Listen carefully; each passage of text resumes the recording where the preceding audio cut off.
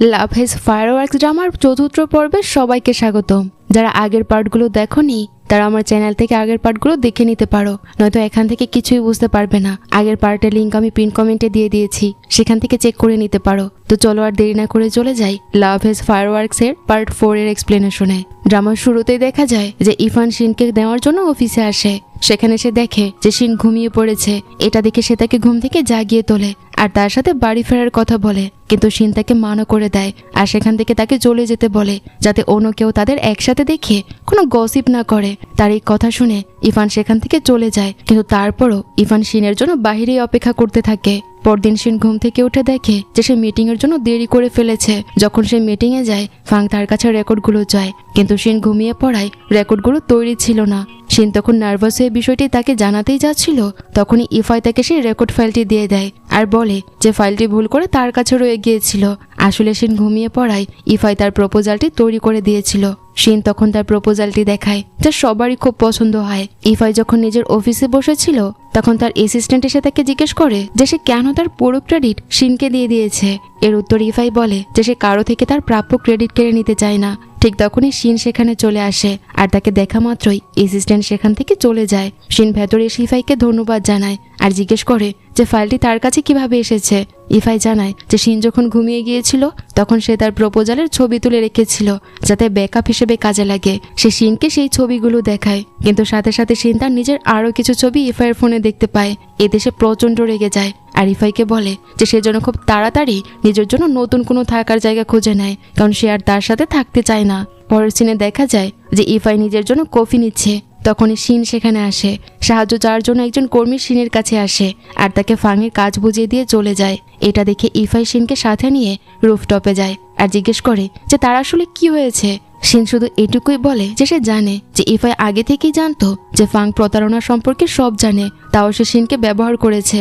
ইফাই তাকে বোঝায় যে সে অন্য কর্মীদের সাহায্য করলেও বেতন পাওয়ার সময় কেউ তাকে বোনাস দেবে না। তারপর তাকে খুশি করার জন্য সে একটা কবিতা আবৃত্তি করে, যা শুনে শিনের প্রচন্ড হাসি পায় আর তার মনটাও ভালো হয়ে যায়। ইফাই তখন তার হাত ধরে তাকে দাঁড় করায় আর নিজের সাথে কবিতাটি আবৃত্তি করায়। শিন যখন নিচে ফিরে আসে তখন সে ওয়াংকে দেখতে পায়। ওয়াং থেকে দেখে রেস্টরুমে চলে যায়। এটা দেখে শিন তার পিছু নেয় আর বলে যে তার এখন আর এমন রিয়েকশন দেখানো উচিত নয়, কারণ তারা এখন আর সম্পর্কে নেই, আবার শত্রুও নয়। যেহেতু এটি তাদের একটি ওয়ার্ক প্লেস, তাই তাদের প্রফেশনাল ভাবেই থাকা উচিত আর সেরকম ব্যবহারই করা উচিত, যেন তাদের নিয়ে কোনো গসিপ না হয়। ওয়াংও তার কথায় রাজি হয়ে যায়। পরের সিনে দেখা যায় যে লোজো দাঙ্গিওর অফিসের বাইরে দাঁড়িয়ে আছে।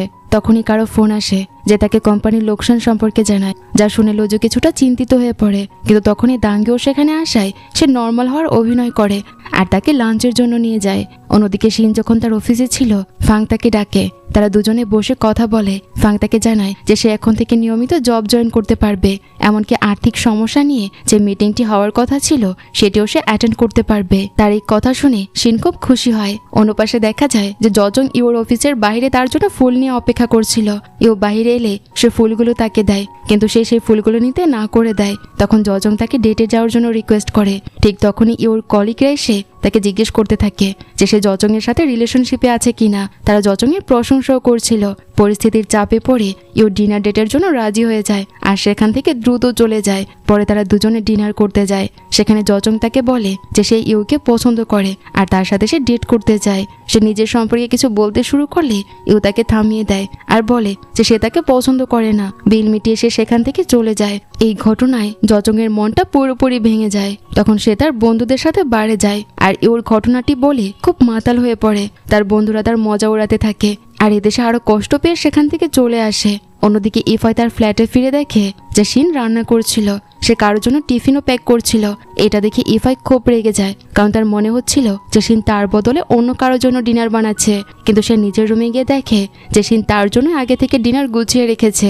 এটা দেখে ইফাই বাহিরে এসে তাকে থ্যাংক ইউ জানায়। ডিনারের সময় শিন তাকে বলে যে ফাং শেষ পর্যন্ত তার উপর ইমপ্রেস হয়েছে, এর ক্রেডিট ইফাই নিজের উপর নিতে চায়। সে শিনকে বলে যে এখন থেকে রান্নার সাথে সাথে গ্রোসারি খরচও শিনের সাথে ভাগ করে নিতে হবে, কিন্তু শিনের কাছে টাকা ছিল না। তখন ইফাই তার পিগি ব্যাংকটা বাইরে নিয়ে আসে আর বলে যে যতদিন এর মধ্যে টাকা আছে ততদিন সে খরচ করবে না। শিন তার কথায় রাজি হয়ে যায়। পরদিন শিন আর ইফাই অফিসে থাকলে ফাং সেখানে আসে। সে শিনকে একটি ফাইল দিয়ে বলে যে আজ সে মিটিং অ্যাটেন্ড করতে পারবে না, তাই ইফাইকে মিটিং করতে হবে। শিন ফাইলটি পড়ে দেখে যে তাতে ইফাইয়ের এক্স গার্লফ্রেন্ড গোয়ের নাম আছে। সে বুঝতে পারে যে ইফাই হয়তো জানে না যে এই মিটিংয়ে গোই থাকবে, যে তাকে খুব বাজেভাবে ধোঁকা দিয়েছিল, আর এটা জানলে তার রিয়েকশন অনেক খারাপ হয়ে যেতে পারে। তাই সে দ্রুত ইফাইকে এই কথাটি জানাতে যায়, কিন্তু মিটিং শুরু হওয়ার সময় হয়ে যাওয়ায় ইফাই তার কোনো কথাই শোনে না। বাধ্য হয়ে শিনকে তার জায়গায় গিয়ে বসতে হয়। ঠিক তখনই গুই তার কর্মীদের নিয়ে সেখানে আসে, কিন্তু অবাক করা বিষয় হলো গুইকে দেখেও ইফাই খুব প্রফেশনাল আচরণ করে আর কনফিডেন্সের সাথে মিটিংটি শুরু করে। শিন বিষয়টি লক্ষ্য করে। মিটিং শেষ হলে ইফাই গুইকে অফিসের পক্ষ থেকে লাঞ্চের জন্য রিকোয়েস্ট করে, কিন্তু গুই অজুহাত দিয়ে সেখান থেকে চলে যায়। গুই চলে যাওয়ার পর শিন, ইফাই আর তাদের অ্যাসিস্ট্যান্ট অফিসে ফিরে আসে। তারা তিনজন বসে কার্ড খেলছিল। তখনই শিনের ফোনে একটা মেসেজ আসে। ফোনটি খোলার আগেই ইফাই বলে দেয় যে এই মেসেজটি নিশ্চিতভাবে গোয়েরই হবে, আর সত্যি তার কথাটিই ঠিক হয়। মেসেজটি তারই ছিল, যেখানে সে জানতে চেয়েছিল যে শিন কি ইফাইকে পছন্দ করে। চ্যাটিং এর কারণে খেলায় মনোযোগ নষ্ট হচ্ছিল, তাই ইফাই তার হাত থেকে ফোনটি নিয়ে নিজেই টাইপ করতে শুরু করে। সে গোয়ের কাছে নিজেরই প্রশংসা করতে থাকে। শিন তার কাছ থেকে ফোনটি কেড়ে নেয়, কিন্তু গোই যখন তাকে মেসেজ করে যে সে যেন নিজের খেয়াল রাখে আর ইফাইয়ের প্রেমে খুব বেশি জড়িয়ে না পড়ে, ইফাই বিষয়টি জানার জন্য এক্সাইটেড হয়ে ওঠে আর শিনের কাছ থেকে ফোনটি কেড়ে নেওয়ার চেষ্টা করে। ধস্তাধস্তির এক পর্যায়ে শিন তার উপরেই পড়ে যায়, আর তাদের খুব ঘনিষ্ঠ অবস্থায় দেখে ইফাইয়ের অ্যাসিস্ট্যান্ট খুব লজ্জা পেয়ে যায় আর সে রুম থেকে বেরিয়ে যায়। তারা দুজন বেশ অস্বস্তিতে পড়ে। শিন তখন নিজের জায়গায় ফিরে আসে। অ্যাসিস্ট্যান্ট আবার রুমে ফিরে এলে তারা খেলা চালিয়ে যায়, যেখানে শিন জিতে যায়। পরের সিনে দেখা যায় যে শিন দাঙ্গিওর সাথে তার সবকিছু শেয়ার করে, যে কিভাবে সে প্রজেক্ট পেয়েছে, আর বারবার গুই আর ওয়াং এর সাথে তার দেখা হয়ে যাচ্ছে। তার সব কথা শুনে দাঙ্গিও তাকে বলে যে কলেজে পড়ার সময় সে কতটা ভালো পোশাক পরতো আর নিজেকে কতটা গুছিয়ে রাখতো, আর এই কারণে ওয়াং এর তাকে জয় করতে এত সময় লেগেছিল। কিন্তু ওয়াং এর সাথে থাকার পর থেকে সে নিজেকে পুরোপুরি ভুলে গেছে। এখন সে মোটেও ভালো পোশাক পরে না আর নিজেকে সেরকম ভাবে গুছিয়েও রাখে না। সে অনেক অগোছালো হয়ে গেছে। অফিসে নিজের কাজের প্রতি আত্মবিশ্বাস পেতে হলে তাকে নিজেকে বদলাতে হবে, নতুন সুযোগ দিতে হবে আর নিজেকে ভালোবাসতে হবে। দাঙ্গিও তাকে কিছু ব্লাইন্ড ডেটের ছবি দেখায়, কিন্তু শিন ছবিগুলো দেখে বলে এদের মধ্যে কেউ ইফাইয়ের মতো এত হ্যান্ডসাম নয়। দাঙ্গিও তখন তাকে মনে করিয়ে দেয় যে ইফাই তো তার থেকে ছোট, কোথাও সে কি ইফাইকে পছন্দ করতে শুরু করেনি তো? শিন তখন তার কথা অস্বীকার করে। পরদিন সকালে শিন যখন অফিসের জন্য তৈরি হচ্ছিল, ইফাই তার রুমে টয়লেট ব্যবহার করতে আসে, কারণ তার নিজের টয়লেট জ্যাম হয়ে গিয়েছিল। বাধ্য হয়ে শিনকে সেটি পরিষ্কার করতে হয়। ইফাইয়ের উপর রাগ হওয়ার আগেই সে তাকে বাড়তি ভাড়া দিয়ে দেয়। তবুও শিন বলে দেয় যে সে খুব তাড়াতাড়ি তাকে বাড়ি থেকে বের করে দেবে। তবে ইফাইয়ের কারণে কোম্পানিতে নিজের উন্নতি দেখে সে বেশ খুশিও ছিল। ইফাই বলে আজ তারা দুজন বাসে করে একসাথে অফিসে যাবে। তারা দ্রুত তৈরি হয়ে বাস স্টেশনের দিকে রওনা হয়। পথে একটি খাবারের দোকান থেকে সে নিজের জন্য একটি এগরোল নেয়। ইফাই এমন ভাব করে যেন সে বাইরের খাবারই খায় না, কিন্তু শিন তাকে এগরোলের গন্ধ শুকানো মাত্রই সে একটি কামড় দিয়ে বসে সেখানে, আর তারা দুজন ভাগ করে সেটি খায়। বাস আসার পর ভিড় দেখে শিন কোনোভাবে উঠে পড়ে, কিন্তু বাসে আর জায়গা না থাকায় সে ইফাইকে অন্য বাস ধরতে বলে। কিন্তু ইফাই তো পণ করেছিল যে শিন যদি ভিড়ে চলতে পারে তবে সেও পারবে। সেও সেই বাসে উঠে পড়ে। ভিড়ের কারণে তারা একে অপরের খুব কাছে চলে আসছিল। অন্য যাত্রীদের থেকে শিনকে রক্ষা করার জন্য ইফাই তাকে আড়াল করে রাখে। কোনো মতে তারা অফিসে পৌঁছায়। ইফাই মেসেজ করে শিনকে তার পার্সেল রিসিভ করতে বলে। আসলে ইফাই অনেকগুলো বই আনিয়েছিল। শিন বইয়ের তালিকাটির একটি ছবি তুলে নেয় আর বইগুলো ইফাইয়ের অফিসে নিয়ে যায়। ইফাই জানায় যে এই বইগুলো পড়ার কারণেই সে এখন পর্যন্ত কোম্পানিতে টিকে আছে। পরদিন শিনও নিজের জন্য সেই বই অর্ডার করে আর লুকিয়ে নিজের রুমে নিয়ে আসে, যাতে ইফাই বুঝতে না পারে যে সে তাকেই ফলো করছে। ইফাই তাকে লুকিয়ে লুকিয়ে ওই বইগুলো পড়তে দেখে কিছুটা বিভ্রান্ত হয়ে পড়ে যে শিন আসলে কি লুকানোর চেষ্টা করছে। ঠিক তখনই শিনের কাছে ইউর কল আসে। তাদের কলেজের এক বন্ধুর অ্যাক্সিডেন্ট হয়ে সে এখন হাসপাতালে আছে, তাই ইউ শিনকে হাসপাতালে যেতে বলে। শিন বাড়ি থেকে বেরোনোর সময় ইফাই তাকে দ্রুত ফিরে আসার কথা বলে, যাতে সে সময় মতো ডিনার তৈরি করতে পারে। তবে শিন ফিরতে সামান্য দেরি করে ফেলেছিল। এদিকে ইফাই বাইরে থেকে কিছু খাবার কেনার জন্য টাকা খুঁজতে গিয়ে শিনের পিগি ব্যাংক চেক করে দেখে যে তাতে খুব সামান্য টাকা আছে। তাই সে স্টোরে গিয়ে কিছু অনলাইন টাকা ক্যাশে এক্সচেঞ্জ করে গোপনে সে পিগি ব্যাংকে রেখে দেয়, যাতে শিনের সাহায্য হয়। পরে শিন বাড়িতে ফিরে আসে। সে অনেক সবজি কিনে এনেছিল আর ইফাইকে সেগুলো ধুয়ে দেওয়ার জন্য বলে। ইফাই এতে মানা করলে শিন রান্নাঘরের ছুরি দেখে তাকে ভয় দেখানোর চেষ্টা করে, ফলে ইফাই চুপচাপ তার সব কাজ করে দেয়। অন্যদিকে ওয়াং ভিডিও কলে তার বাবা মায়ের সাথে কথা বলছিল। তারা শিনের খোঁজ করলে সে মিথ্যে বলে যে শিন এখন ব্যবসার কাজে বাইরে গিয়েছে। এরপর মিস লিয়াং তার সাথে দেখা করতে আসে। তারা দুজনে একসাথে রান্না করছিল। এমন সময় ওয়াং এর বাবার মেসেজ আসে। সে জানায় যে তার মা খুব অসুস্থ আর তার কিডনি ট্রান্সপ্লান্টের জন্য অনেক টাকার প্রয়োজন। এটা দেখে ওয়াং খুব দুশ্চিন্তায় পড়ে যায়, কিন্তু সে মিস লিয়াংকে এই নিয়ে কিছুই বলে না। অন্যদিকে দেখা যায় যে শিন তার রুম পরিষ্কার করছিল। তখন ইফাই তাকে জানায় যে তার নিজের রুমটা অপরিষ্কার হয়ে আছে আর সেখানে তেলাপোকাও হয়েছে, তাই ওটাও পরিষ্কার করা দরকার। শিন তার রুমটাও পরিষ্কার করে দেয়। সে দেখে যে ইফাইয়ের অনেক নোংরা কাপড় পরে আছে, তাই সে সেগুলো ওয়াশিং মেশিনে দেয় আর ইফাইকে মেশিন চালানো শেখায় যাতে সে নিয়মিত কাপড় ধুতে পারে। সে ইফাইয়ের মজা উড়িয়ে বলে যে সে ব্র্যান্ডের ফার্স্ট কপি জামা কাপড় পরে, যেগুলো দেখতে একদম আসল লাগলো, কিন্তু সত্যিকার অর্থে সেগুলো আসল নয়। কিছুক্ষণ পর শিন গ্রোসারি কিনতে বাইরে যায়। ফিরে এসে দেখে যে ইফাই বাহিরে বসে আছে। সে শিনকে ভেতরে যেতে বাধা দেয়, কারণ সে ভুল করে ওয়াশিং মেশিন ওভারফ্লো করে ফেলেছে। এটা দেখে তো শিন রেগে মেগে আগুন হয়ে যায় আর তারা দুজন মিলে সেটা আবার পরিষ্কার করতে শুরু করে। এত পরিশ্রমের ফলে শিন খুব দুর্বল হয়ে পড়ে। তখন ইফাই তাকে সাহায্য করতে এগিয়ে আসে। যখন শিন ইফাইকে জিজ্ঞেস করে যে সে কেন কোনো কাজই জানে না, তখন ইফাই তাকে একটি মিথ্যে ইমোশনাল গল্প শোনায়। সে বলে যে তার বাবা অন্য একজনকে বিয়ে করার সিদ্ধান্ত নিয়েছিল, কিন্তু সেই ভদ্রমহিলা তাদের ছেড়ে পালিয়ে যায়। সেই সময় থেকে সে আর ওয়াশিং মেশিন ব্যবহার করা শিখতে পারেনি। এই কথা শুনে শিন অনেক ইমোশনাল হয়ে পড়ে আর তার জন্য রাতের খাবার বানাতে শুরু করে। পরে দেখা যায় যে ইফাই যখন ওয়াশিং মেশিন থেকে কাপড় বের করে, তখন সে দেখতে পায় যে শিন ভুলবশত তার কিছু হাতে ধোয়ার মতো কাপড়ও মেশিনে দিয়ে দিয়েছিল। ইফাই তাকে বিষয়টি জানাতে যায়, কিন্তু শিন তার আচরণ নিয়ে সন্দেহ করে। সে অবাক হয় যে ইফাই কেন হঠাৎ করে কোনো ধনী ব্যক্তির মতো আচরণ করছে। ইফাই তখন অজুহাত দেয় যে সে ধনীদের মতোই থাকতে চায়, বড়লোকদের তার খুব ভালো লাগে আর বড়লোক হয়ে থাকাটাই তার শখ। এরপর তারা দুজনে একসাথে রাতের খাবার খায়। শিন ইফাইয়ের জন্য একটা প্রাইস লিস্ট তৈরি করে রেখেছিল, অর্থাৎ সে ইফাইয়ের কোনো কাজ করে দিলে তার জন্য টাকা দিতে হবে, আর কোন কাজের কত টাকা সেটা সে সেখানে লিখে দেয়। ইফাই সেই টাকা দিতে রাজি হয়। শিন আজকের ডিনারের খরচও দাবি করে, কিন্তু ইফাইয়ের কাছে নগদ টাকা না থাকায় সে পরে দেওয়ার জন্য রিকোয়েস্ট করে। ইফাই শিনের রান্না করা খাবারের খুব প্রশংসা করে, যা শুনে শিন খুব খুশি হয়। পরদিন লুজুকে দেখানো হয় সে মিস লিয়াং এর সাথে তার টিমের খরচ নিয়ে কথা বলতে গিয়েছিল।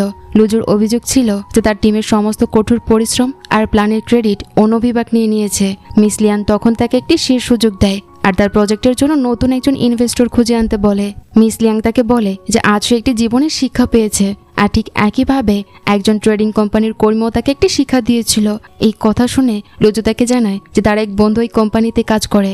এরপর লুজু শিনের নাম ফাঁস করে দেয়। মিস লিয়াং বুঝতে পারে যে শিনই সেই মেয়েটি যে তাকে শিক্ষা দিয়েছে, আর শিনই সেই প্রপোজালটি বানিয়েছিল, যার কারণে লুজুর কোম্পানির সুযোগ হাতছাড়া হয়ে গিয়েছে। এটা জানার পর লুজু খুব হতাশ হয়ে পড়ে। এদিকে শিন যখন নিজের কাজ করছিল, দাঙ্গিও সেখানে আসে। শিন তাকে জানায় যে সে এখন ওয়াংকে পুরোপুরি ভুলে গেছে, কিন্তু ওয়াং তাকে দেখলে যেভাবে এড়িয়ে যায় তার কাছে খুব অদ্ভুত লাগে। তাছাড়া ওয়াংয়ের প্রাক্তন আর বর্তমান প্রেমিকার কাজ তাকে করতে হচ্ছে, যা সে একদমই পছন্দ করছে না।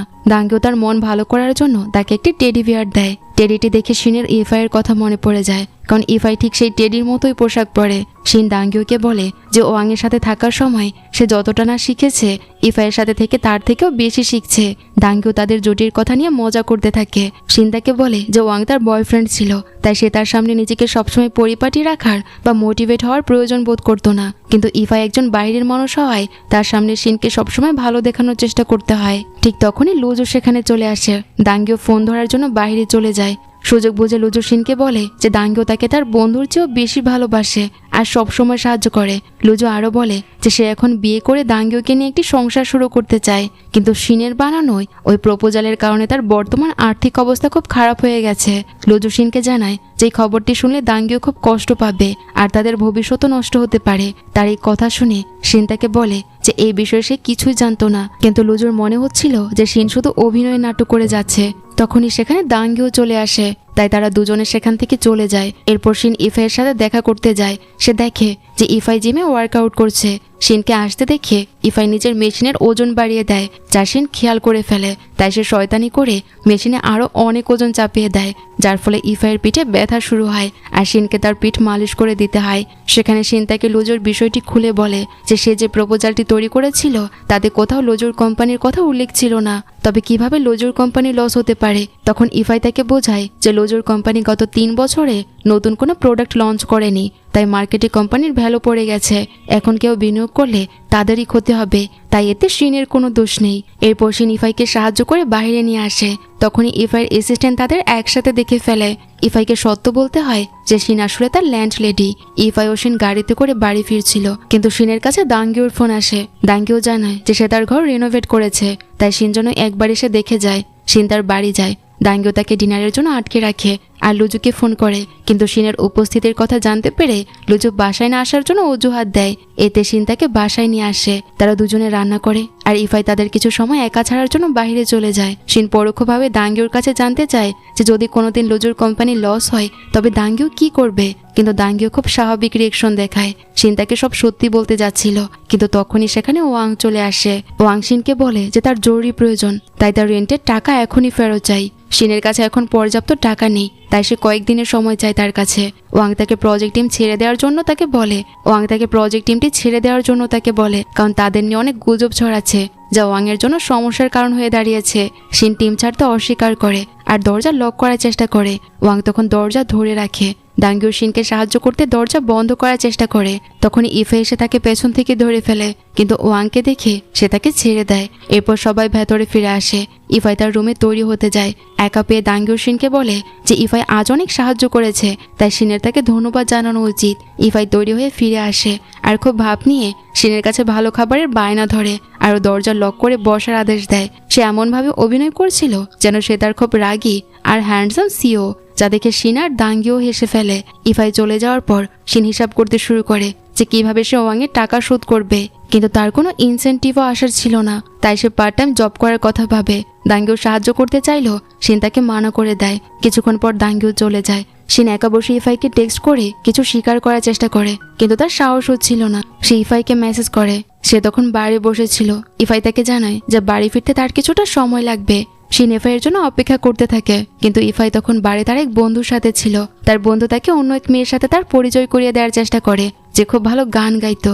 এদিকে দেখা যায় যে ওয়াং একা বসে আছে। তখনই মিস লিয়াং তাকে ফোন করে তার নাকে চোটের কারণ জিজ্ঞেস করে।